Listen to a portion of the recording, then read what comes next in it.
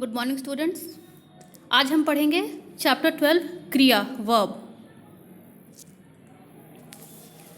आप इस पैराग्राफ में देख सकते हो, लाला झाऊमल को खाने पीने की कमी नहीं थी। काशी के ठठेरी बाजार में मकान था। नीचे की दुकानों से 100 रुपये मासिक के करीब किराया उतर आता था। अच्छा खाते थे, अच्छा पहनते थे, पर 250 रुपये तो एक साथ आंख सेकने के लिए भी ना मिलते। इन वाक्यों में आप देखोगे जो रंगीन शब्द है ये क्रिया के होने या करने के भाव को बता रहे हैं। ये सब क्रियाएं हैं, यानी जिन शब्द से किसी कार्य के करने या होने का पता चले उन शब्दों को हम क्रिया कहते हैं। तो परिभाषा के अनुसार हम क्रिया को 2 वर्गों में बांट सकते हैं। होना क्रिया से किसी वस्तु के होने अर्थात अस्तित्व का बोध होता है, इसलिए इस वर्ग की क्रियाओं को हम अस्तित्ववाची भी कहते हैं। जैसे वह सुंदर है, यानी ये खुद होती हैं, ये क्रियाएं हो रही हैं। दूसरा करना क्रिया से किसी कार्य के करने का बोध होता है, इसलिए इस वर्ग की क्रियाओं को कार्यवाची कहकर भी संबोधित किया जाता है। जैसे सोहन लिखता है। धातु किसी क्रिया के मूल रूप को हम धातु कहते हैं। जैसे धीरे धीरे चलना चाहिए, वह धीरे धीरे चलता है, वह तेज चला, जरा तेज चलो। इन वाक्यों में क्रिया का चल अंश समान रूप से सभी में आया है, अतः चल धातु है और इस धातु में ना जोड़ने से क्रिया का रूप बदल रहा है। क्रिया के भेद 2 आधार पर किए जाते हैं। पहला कर्म के आधार पर और दूसरा संरचना के आधार पर। कर्म के आधार पर क्रिया के 2 भेद हैं, अकर्मक तथा सकर्मक क्रिया। आइए हम पढ़ते हैं अकर्मक क्रिया किसे कहते हैं। अकर्मक का अर्थ होता है बिना कर्म का। जो क्रिया कर्म की अपेक्षा नहीं रखती उन्हें हम अकर्मक क्रिया कहते हैं।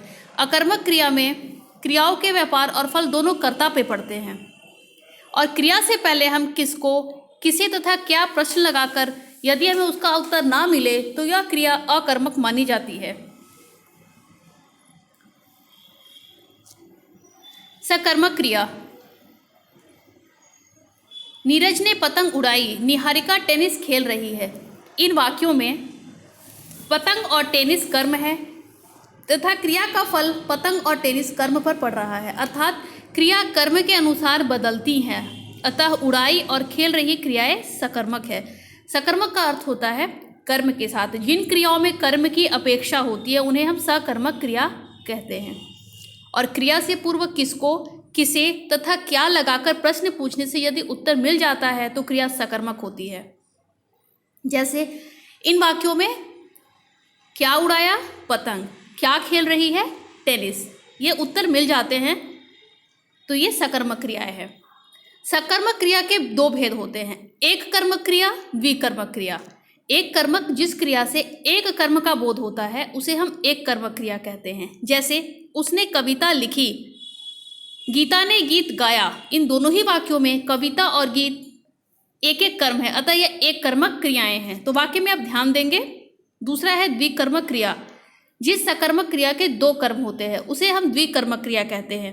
द्विकर्मक क्रिया में एक मुख्य कर्म और एक गौण कर्म होता है। द्विकर्मक क्रिया की पहचान के लिए क्या और किसे प्रश्न पूछा जाता है।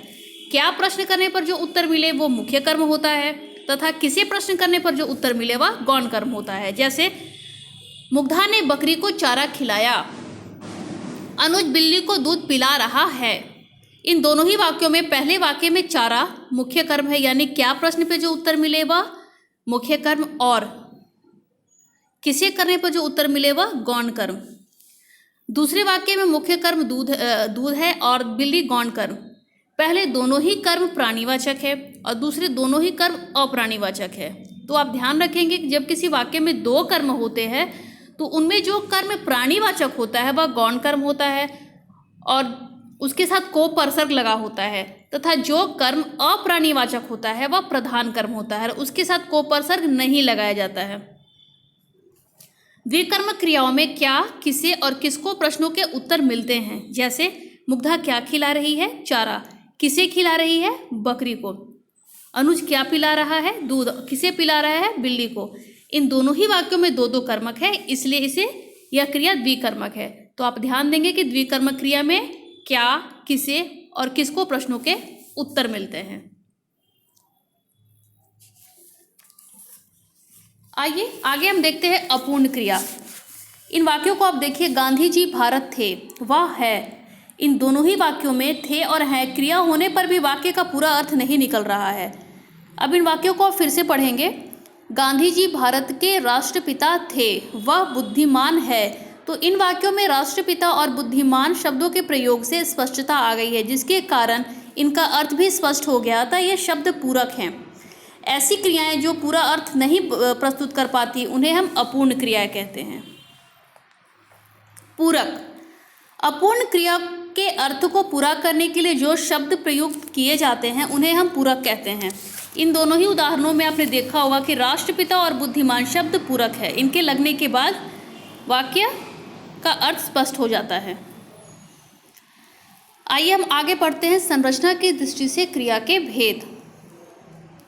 संरचना की दृष्टि से क्रिया के 6 भेद होते हैं। पहला सामान्य क्रिया, दूसरा संयुक्त क्रिया, तीसरा नामधातु क्रिया, चौथा प्रेरणार्थक क्रिया, पांचवा पूर्वकालिक क्रिया और छठा कृदंत क्रिया। सामान्य क्रिया, जब किसी वाक्य में एक ही क्रिया का प्रयोग होता है उसे हम सामान्य क्रिया कहते हैं। जैसे वह उधर गया, तुम लिखो। इन वाक्यों में गया और लिखो एक एक क्रिया शब्द का प्रयोग किया गया है। ये दोनों ही सामान्य क्रिया के उदाहरण है। ध्यान रखें कि जब किसी वाक्य में एक ही क्रिया का प्रयोग हो तो वो सामान्य क्रिया है। दूसरा संयुक्त क्रिया, 2 या 2 से अधिक धातुओं के मेल से बनी क्रियाएं संयुक्त क्रियाएं कहलाती है। रवि तुम कहाँ जा रहे हो?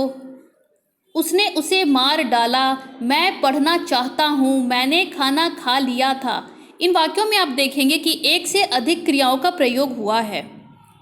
पढ़ने प्लस लगा, पढ़ना प्लस चाहता प्लस हूँ, मार प्लस डाला, खा प्लस लिया प्लस था, यानी ये सभी संयुक्त क्रियाओं के उदाहरण है। संयुक्त क्रिया में पहली क्रिया मूल क्रिया होती है जो मुख्य अर्थ देती है। जैसे ऊपर के वाक्यों में पढ़ने, मार, पढ़ना और खा क्रियाएं मूल क्रियाएं हैं तथा ये क्रियाएं ही वाक्य के मुख्य अर्थ को दे रही हैं। तो आप ध्यान देंगे कि 2 या 2 से अधिक धातुओं के मेल से बनी क्रियाएं संयुक्त क्रियाएं कहलाती हैं। रंजक क्रिया या सहायक क्रिया, जब कोई क्रिया मुख्य क्रिया में जुड़ती है तो वह अपना अर्थ खोकर उस मुख्य क्रिया में एक प्रकार की नवीनता या विशेषता ला देती है, इसलिए इसे हम रंजक क्रिया भी कहते हैं। कुछ लोग इसे सहायक क्रिया भी कहते हैं। जैसे रंजक क्रिया चुकना, ये समाप्ति बोधक है। वह खाना खा चुका है। सकना शक्ति बोधक, वह भाग सकता है। चाहना इच्छा बोधक। देना अनुमति बोधक। लगना आरंभ बोधक। रहना निरंतरता बोधक। डालना समाप्ति बोधक। जाना पूर्णता या समाप्ति बोधक। उठना आकस्मिकता बोधक।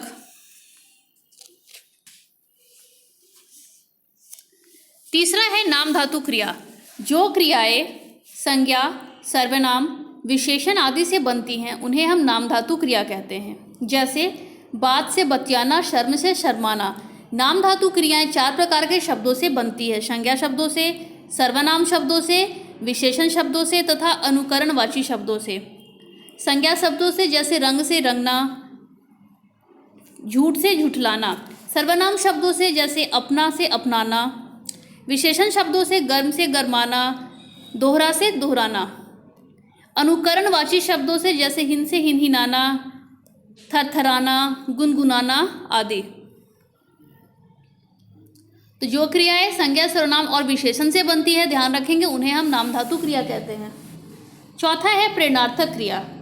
जिन क्रिया शब्दों से यह बोध हो कि कर्ता स्वयं कार्य न करके किसी अन्य को उस कार्य को करने की प्रेरणा देता है, उसे हम प्रेरणार्थक क्रिया कहते हैं। जैसे नरेश मोहन से पत्र लिखवाता है। इस वाक्य में नौकर स्वयं पत्र नहीं लिखता बल्कि मोहन को पत्र लिखने के लिए प्रेरित करता है। इस नरेश मोहन से पत्र लिखवाता है, इस वाक्य में नरेश स्वयं पत्र नहीं लिखता है बल्कि मोहन को पत्र लिखने के लिए प्रेरित करता है। प्रेरणार्थक क्रियाओं के 2 कर्ता होते हैं। प्रेरक कर्ता यानी जो प्रेरणा देता है जैसे नरेश, और प्रेरित कर्ता यानी जो प्रेरणा लेता है जैसे मोहन। यानी एक कार्य को करवाने वाला और एक कार्य को करने वाला। प्रेरणार्थक क्रिया के दो भेद होते हैं, प्रथम प्रेरणार्थक क्रिया, द्वितीय प्रेरणार्थक क्रिया। प्रथम प्रेरणार्थक क्रिया, इसमें कर्ता स्वयं कार्य करने की प्रेरणा देता है, जैसे शिक्षक बच्चों को पढ़ाते हैं, यहाँ कर्ता स्वयं बच्चों को पढ़ने की प्रेरणा दे रहे हैं।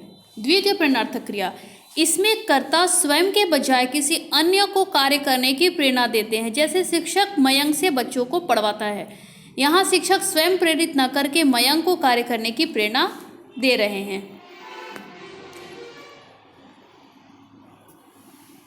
किताब में आप देखेंगे कुछ और प्रेरणार्थक क्रिया के उदाहरण है, इसको ध्यान से आप पढ़ेंगे। पांचवा है पूर्वकालिक क्रिया। मुख्य क्रिया से पूर्व यदि कोई दूसरी क्रिया प्रयुक्त हो तो वह पूर्वकालिक क्रिया कहलाती है। वह चाय पीकर पढ़ने बैठ गया, वह खाना खाकर सो गया, बच्चा जोकर को देखकर हंसने लगा। इन वाक्यों में बैठ गया, सो गया और हंसने लगा मुख्य क्रियाएं हैं। इन क्रियाओं से पूर्व क्रमशः पीकर, खाकर और देखकर क्रियाओं का प्रयोग हुआ है, ये पूर्वकालिक क्रियाएं हैं। मूल धातु में कर और करके आदि जोड़कर पूर्वकालिक क्रियाएं बनाई जाती हैं। छठा है कृदंत क्रिया। जब किसी क्रिया में प्रत्यय जुड़ने पर क्रिया का नया रूप बनता है उसे हम कृदंत क्रिया कहते हैं। तो ध्यान रखेंगे कि किसी क्रिया में प्रत्यय जुड़ने पर क्रिया का नया रूप बने उसे हम कृदंत क्रिया कहते हैं। और हिंदी में कृदंत क्रियाएं तीन प्रकार की होती है। वर्तमान कालिक कृदंत क्रिया, जैसे चल प्लस ता चलता, भूतकालिक कृदंत क्रिया चल प्लस आ चला, और पूर्वकालिक कृदंत क्रिया चल प्लस कर चलकर। तो इस प्रकार आपने इस पाठ में पढ़ा कि कार्य के होने या करने को हम क्रिया कहते हैं और क्रिया के मूल रूप को हम धातु कहते हैं। कर्म के आधार पर क्रिया के दो भेद होते हैं, अकर्मक क्रिया एवं सकर्मक क्रिया। अकर्मक क्रिया में कर्म की अपेक्षा नहीं होती तथा सकर्मक क्रिया में क्रिया का फल कर्म पर पड़ता है। संयुक्त क्रिया में दो या दो से अधिक धातुओं का मेल होता है। रंजक क्रिया को हम सहायक क्रिया भी कहते हैं। नाम धातु क्रिया का निर्माण संज्ञा, सर्वनाम तथा विशेषण से होता है। प्रेरणार्थक क्रिया में कर्ता दूसरे को कार्य करने की प्रेरणा देता है। और पूर्वकालिक क्रिया वह है जहाँ मुख्य क्रिया से पहले कोई दूसरी क्रिया प्रयुक्त होती है। तो आप इस पाठ को ध्यान से पढ़ेंगे तथा एक्सरसाइज को सॉल्व करेंगे। धन्यवाद।